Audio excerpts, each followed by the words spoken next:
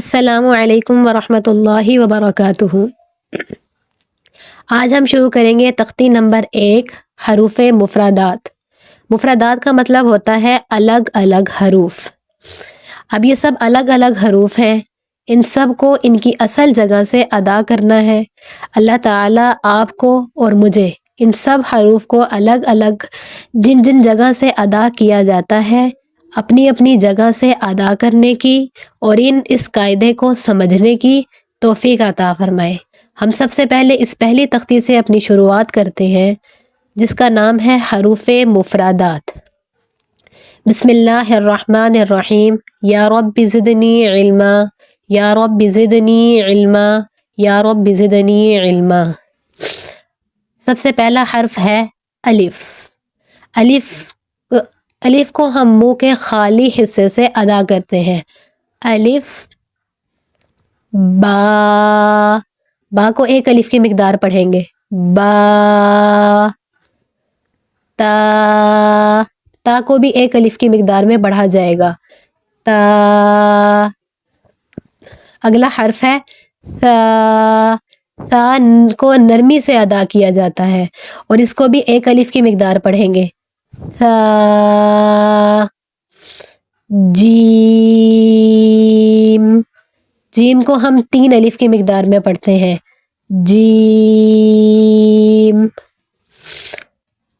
ہا، اس کو ہم ایک الف کی مقدار سے ادا کریں گے، ہا۔ خا، دال، دال کو ہم 3 الف کی مقدار میں پڑھتے ہیں، دال۔ ذال، ذال کو بھی 3 الف کی مقدار میں پڑھا جائے گا، ذال۔ اور ذال اور ثا یہ 2 حرف ہم نرمی سے ادا کریں گے، ذال۔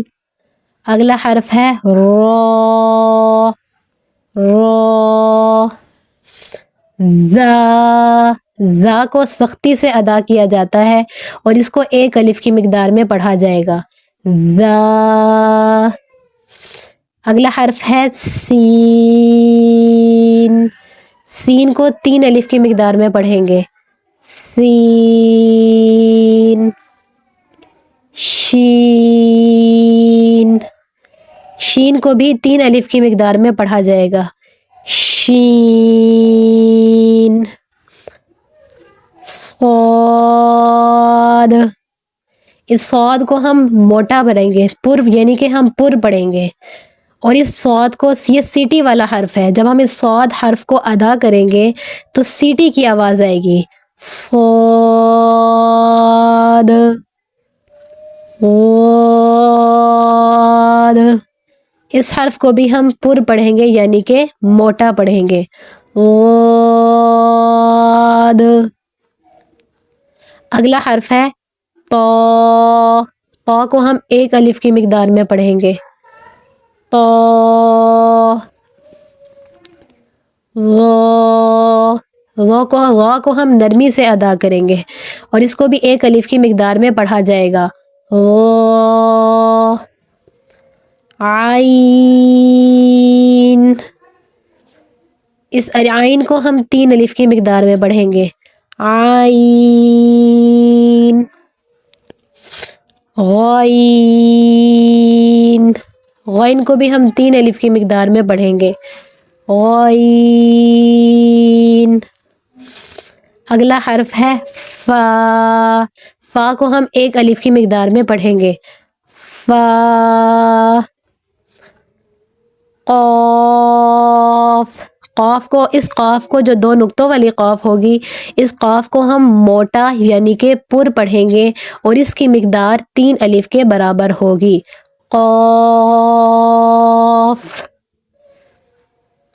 کاف، اس کاف کو ہم باریک پڑھیں گے، اس قاف کو موٹا پڑھیں گے اور اس کاف کو ہم باریک ادا کریں گے، اس کاف کی مقدار 3 الف ہوگی، کاف۔ اگلا حرف ہے لام۔